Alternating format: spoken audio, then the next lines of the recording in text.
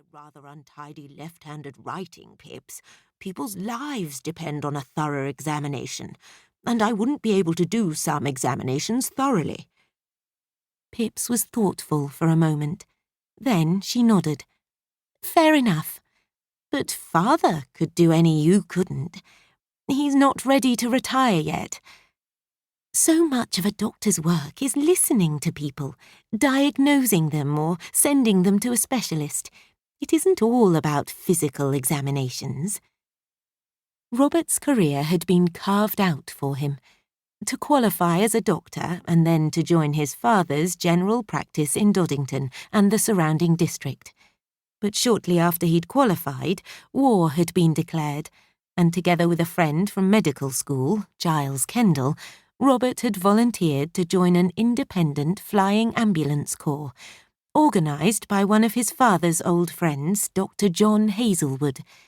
It was an ambitious and daring plan to go right to the front, to treat casualties as quickly as possible.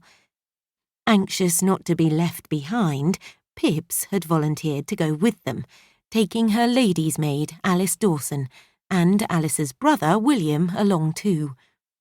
Always near to the fighting, they had all been in constant danger, but only Robert had sustained a permanent injury when risking his own life to save others. The war had put an end to his promising career, or so Robert believed. "You could go back to nursing," he said now, trying to divert the attention from himself back to his sister. "Get properly qualified." Now it was Pips who pulled a face. It'd be so tame after... well, you know.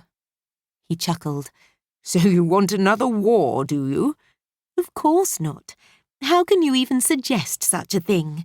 "Sorry," he said, at once contrite. They exchanged an understanding glance. They had always adored one another, and in recent years they had been through so much together, seen and dealt with such terrible sights, that now they were even closer, if that were possible. But there had always been an undercurrent of rivalry between them, at least on Pip's side. She had envied the things her brother had been allowed to do that she had not, just because she had been born to a straight-laced mother who still held on to her Victorian ideals. "The war changed Mother's outlook a lot," Pips murmured, smiling gently. "I still find it hard to believe that she let me go to the front, but even so, I'm sure she wouldn't approve of me becoming a nurse in peacetime. I think, now it's all over, she expects me to slot back into my place of being a dutiful daughter and find myself a respectable husband." "Beautiful though you are, Pips, that is not going to be easy. Most of the suitable husbands of your generation are lying in Flanders fields." "I know," Pips whispered huskily. There was a pause between them before Robert said more briskly, "So what are you going to do? Because you need to have something to occupy you." "I don't know. I just don't know. It's the silence, Pips, that gets me. I thought I'd relish the peace and quiet after the constant sound of gunfire, but I don't. I feel as if it's just a lull between the shelling, and it's all going to start again. But it doesn't. The whole country's silent, grieving, I suppose. There's hardly a family in the nation that hasn't been touched by the loss or injury of loved ones.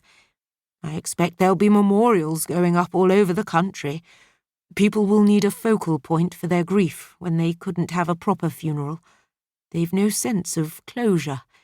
And even for those who do have proper graves out there, a lot of their relatives will never be able to visit.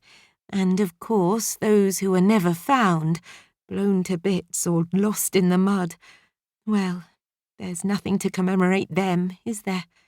There should be." Pips watched her brother as he sat gazing out of the window. She wondered if he were seeing the flat Lincolnshire farmland before him, or the mud-filled trenches littered with bodies, the barbed wire and the stretch of land between him and the enemy, no man's land. He was still as handsome as ever, with a broad forehead and strong chin.